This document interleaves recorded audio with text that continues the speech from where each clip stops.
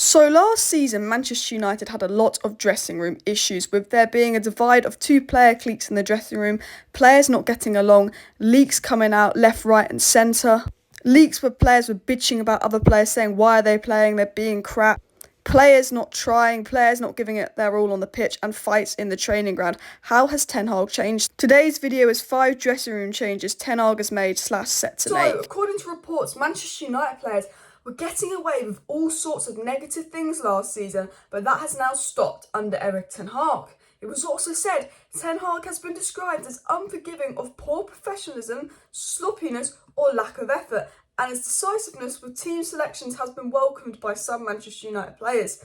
Less than 4 months on from his introduction to staff and press at Old Trafford, Ten Hag's impressed figures at Man United, and sources say the club has quickly brought into his ideas, and that Ten Hag has balanced his personal nature with the discipline management that has kept those at Carrington Training Complex on their toes. So looking at what's been said, Ten Hag stopped players getting away with things they're allowed to get away with last season. Ten Hag is very unforgiving of poor professionalism, sloppiness. You've got to give 100%. Ten Hag won't accept anything less. And a lot of people seem to be buying into that because his team selections have been welcomed by players. It seems to be about how you do in training, how you perform on the pitch. Team selection are not favourites anymore. But also, less than 4 months on from his introduction, it seems that the players have brought into his idea, the staff have brought into his ideas. Ragnick was here 3 weeks and there was a leak throwing him under the bus. We've got a manager where the players are really buying into his ideas. So in today's video, we're going to talk about the 5 major dressing room changes that Ten Hag is making / set to make this season at Manchester United. Obviously, we had a lot of dressing room issues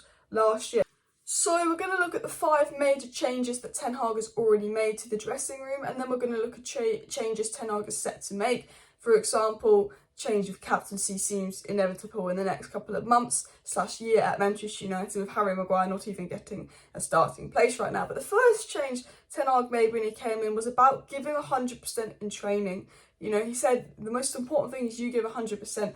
I want to see 100% in training. And remember, we saw videos from Ten Hag's first couple of weeks of Man United training where players were having to do press-ups. He was shouting at players. We've seen lots of videos of Ten Hag shouting at players, punishing them, making them do press-ups if they do not give 100% in training. You must give 100% in training and you must give 100% off the pitch. There's no room to be sloppy in training. There's no room to be lazy. There's no room for just an easy day off. It's all about giving 100% in training. In the past, under Ralph Rangnick, the amount of times training was called off because there was player issues. People weren't trying in training. Reports have come out saying that training is very different now. I mean, David De Gea said, training is very intense. He says that you've got to be fully focused and 100% just in Manchester United training, because Ten Hag's relying on the pitch that you must give 100% if you play for United. He obviously said that after the Arsenal game. The most important thing was that every player gave 100%, and that is Ten Hag's first rule. If you play for United, you've got to give 100%. You've got to try. And obviously, the major dressing room change he's made there is he's making sure in training everyone is given 100%. There are punishments. If you don't give 100%, you will be dropped. If he doesn't think you're putting an effort in, you're going to be dropped, that you're going to be punished as well. The second big dressing room change Ten Hag has made is mentality. I think the Man United dressing room lacked winning mentality. You could see it even versus Brentford the second game in. I said when we went 1-0 down to Brentford and when we went 1-0 down to Brighton the first few games of the season, that the shoulders kind of dropped with the players. The body language was very uninspiring. There was when we won 1-0 down, there wasn't belief that we were going to win. If you look at the last few games of last season, we just didn't play together. We didn't play with any belief. We didn't play with any confidence. We didn't play like we thought we were going to win. And Ten Hag's trying to instill a winning mentality back into Manchester United. First of all, as we spoke about in my video the other day, when we beat Arsenal, we said the win is good, but this is not good enough. Man United need to be top of the league and not Arsenal, saying it's about winning. Top 4 isn't enough for Ten Hag. You've got to win trophies. He wants us to be winners. You've obviously got players like Casemiro coming in, Ronaldo, Varane, who've won it all, which Ten Hag spoke about the importance of having players that have won it all and that mentality, of course. But Ten Hag is very much like, you've got to win. It's all about winning mentality, all about fighting. And we saw on the pitch lately, everyone fighting together versus Arsenal, everyone fighting together versus Liverpool, everyone fighting together versus Leicester, Delo and Varane and Martinez all hugging because it went out for a goal kick. That self-belief. Ten Hag is trying to install this winning mentality, which links with the 100% bit, where you don't give up, you put 100% in, you fight, you believe you're going to win as well. The third thing Ten Hag done, and I think one of the most important things Ten Hag did, and one of the most important dressing room changes Ten Hag made, was discipline. You're going to be dropped if you're late for meetings. We obviously know the Ten Hag's rules, about diet, personal chef, weigh-ins, making sure players stay in shape. But it's very much like, again, you've got to give 100%, as I said. You've got to have a winning mentality, you've got to have confidence, you've got to have belief, but there is discipline as well. As I said in my other video, Ten Hag has also told Manchester United players they will be dropped if they are late for training or team meetings, no matter who they are, with reputations counting for nothing.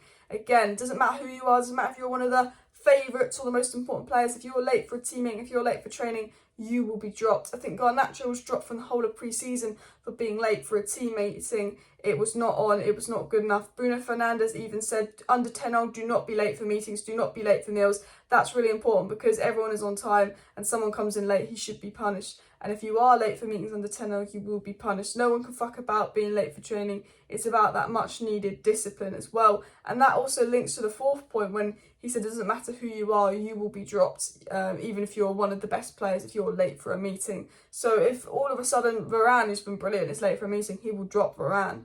There's no favouritism. And the fourth thing that I think, and the biggest impact I think this has had on the dressing room, is rewarding players on form. We can see that Ten Hag's rewarding players on form. The two biggest things, Maguire and Ronaldo, are on the bench right now for United, and that sends a message to all the players saying it doesn't matter who you are. If you play well and you win, you keep your place. If you impress me with training, you get a chance. A lot of the players that were shut out by Ollie, a lot of the players, that didn't really get a chance in the previous managers, know under Ten Hag, if they play well, they keep their place. Diego Dalot never got a chance under Ollie. Wan-Bissaka can't even get a sniff. Luke Shaw's been dropped. Maguire's been dropped. Ronaldo's been dropped like that. Fred can't get back in the team either. It's the end of McFred. It's just McTominay playing. There's major players not getting in that United side. That sends a message to players like Donny van de Beek, who hasn't really played much yet, going, well, Maguire's been dropped. Ronaldo's been dropped. It's not about favourites under Ten Hag, it's about being rewarded on form, which sends a message to the players saying, if I do my best in training, when I'm on the pitch, I play brilliantly, Ten Hag's going to give me a chance. Bailly came out and said, under Ollie, they would favoritise English players would be favouritism. Ten Hag responds to that saying, no, not here, not under him. That's not the case. You'll be rewarded on form. And I think, Ole Gunnar Solskjaer playing the same players week in, week out, and I've said this multiple times, playing the same players week in, week out, same favourites. Maguire could have an awful game, McTominay could have an awful game, Bruno could have an awful game, and they would still play week in, week out. It's what caused a lot of the dressing room issues, which started the leaks, because players were getting frustrated that they would give 100% in training, they'd get, half a game to make an impact and they play really well, and it would be the same 11 that kept losing and underperforming, playing week in, week out. Ollie made no changes. Ollie never rotated his squad. It didn't matter if we've been lose or draw, it will be Ollie's favourite squad still starting the following week. And, I think that caused a lot of dressing room issues. And number 5 was, if you do leaks, if you're found for leaks at Man United or exiled, any dressing room leaks, that player is instantly exiled from the squad. Ten Hag's made a big effort to put stop to leaks. He's fed up with leaks and he's told players they will be kicked out the dressing room if he finds that they are leaking any information. And I think one of the big reasons behind the leaks was players' frustration with the manager always picking the same players under Ollie. Ragnick always picking the same players always getting a chance. The players that were responsible for leaks were those not getting picked, and those that had a kind of a right to be frustrated but still should have been leaking things.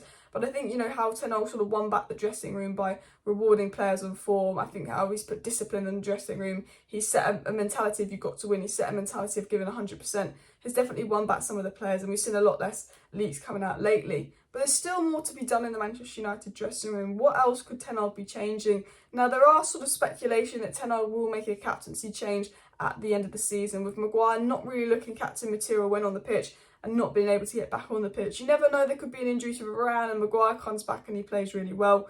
We don't know, and he could keep his captaincy next season. But from the looks of it, I don't think Harry Maguire will be captain of Manchester United next season. I think someone like Lisandro Martinez, Rafa, Varane, they could potentially be the next captain under Erik ten Hag. I think he could put captaincy in Lisandro Martinez next season. And I think next season, well, in the summer, you lose Ronaldo and you potentially lose Maguire, if he's not playing that much. And that will completely shift the dressing room dynamic, the two most powerful figures, and then potentially there being a new captain at Manchester United. I thought I wanted to end this video talking about the captaincy situation because I don't think Maguire's an awful player like a lot of people do. I think there's a decent player in Maguire.